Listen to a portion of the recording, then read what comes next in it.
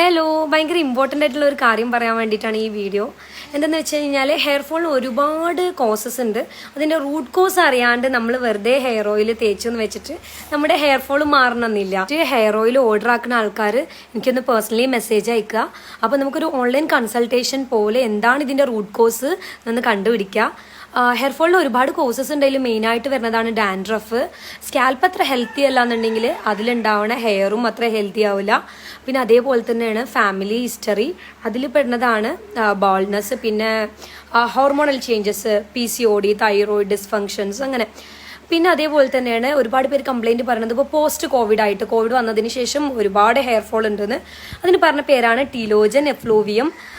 പിന്നെ അതേപോലെ തന്നെ സ്ട്രെസ്സ്, പിന്നെ ഹെയർ സ്റ്റൈലിങ്, ഓരോരുത്തർ ഓരോ സ്റ്റൈലിംഗ് ആയിട്ട് സ്ട്രൈറ്റനിങ്, സ്മൂത്തനിങ്, കളറിങ് അങ്ങനെയൊക്കെ ചെയ്യുമ്പോൾ ഹെയർ ഫോൾ കൂടുന്നുണ്ട്. പിന്നെ അതേപോലെ തന്നെ ഡെഫിഷ്യൻസി, അത് വരുന്ന പ്രഗ്നൻസി, ലാക്ടേഷൻ, ഈ ഡയറ്റൊക്കെ നടത്തിയിട്ട് വേണ്ട രീതിയിൽ ശരീരത്തിന് നറിഷ്മെൻറ്റ് കിട്ടാണ്ടാവുമ്പോൾ ഹെയർ ഫോൾ ഉണ്ടാവും. അപ്പോൾ എന്തായാലും എനിക്കൊന്ന് മെസ്സേജ് അയക്കുക.